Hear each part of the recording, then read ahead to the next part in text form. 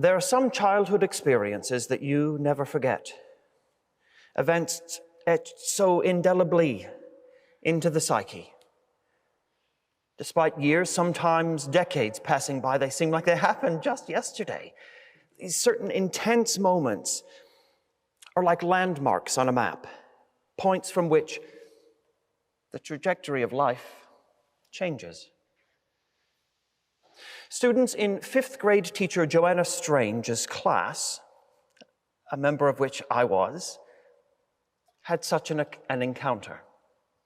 As many of my classmates can recall, with vivid detail, Mrs. Strange's students got the shock of their 10-year-old lives one day in 1985. Under mysterious circumstances in the small town of Richmond, Kentucky, where I grew up, several students tested positive for the plague. Now, the truth is, we didn't. There was no plague. Instead, it was an experiment that Mrs. Strange designed to teach students about contagion and disease. But for several hours in that classroom, we all thought this was very serious, deadly serious. Last week, I reached out to Mrs. Strange, my former teacher, to ask her about this. I wondered if she knew what kind of impact she had. She was a fantastic teacher, as were many of the teachers that I had at Model Laboratory School. She was firm but fair, and I remember thinking when I was a young man, she was one of the smartest people I had ever met. Mrs. Strange described how she set up the experiment. Now get this, she did it annually. Amazingly, word never got out. Year after year, this experiment continued. Mrs. Strange said she used an indistinguishable powder that would glow when put under a black light. And she put it on a ball that she used with the students, and we'd pass it back and forth between each other. Later in the day, she arranged a call from the head of school's office. It delivered the report of an epidemic, and everyone must be tested. So each student would come up to this examination area that Mrs. Strange had set up with the black light to find out one's status. You can imagine that standing in that queue was nerve-wracking. Everyone wondered if they had it. Of course, anyone who touched the ball probably had glow marks, Mrs. Strange told me. And that presented a serious problem. What were we going to do? And for the next hour, Mrs. Strange led us to work that out. As a class, we grappled with some weighty questions. How could this have happened? There were lots of theories about that. What were we going to do with the people who were infected?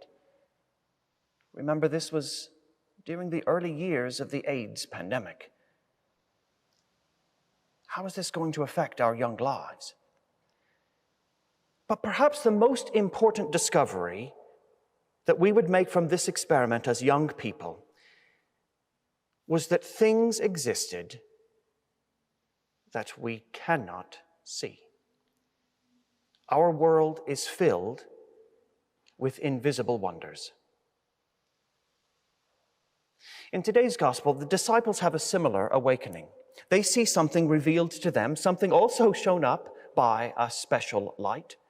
A strange illumination changes the appearance of Jesus' skin, and it creates havoc, just like it did in my 5th grade class. The disciples wondered what they should do. Where did this come from? But of course, Jesus' specialness had always been there. His students just hadn't noticed. They were preoccupied. The gospel tells us, sleepy. And while they weren't watching, preparations were made. Something big, a vision, was in store. And in an instant, everything changed. After this revelation sank in, the disciples were speechless. Like Mrs. Strange's students, this was an intimate, profound encounter. Once hidden from their eyes, the disciples now saw a reality they couldn't soon forget. And it was a pivot point that put into perspective all that was and all that was to come. It strikes me that moments like this offer insight. As we go about our everyday lives, there are details that we're missing. There are things we're not seeing, hidden in plain sight. But the sooner we become aware of them, the sooner we know how to live. When our lives are illumined, we see what is essential, what is fundamental, what is sacred.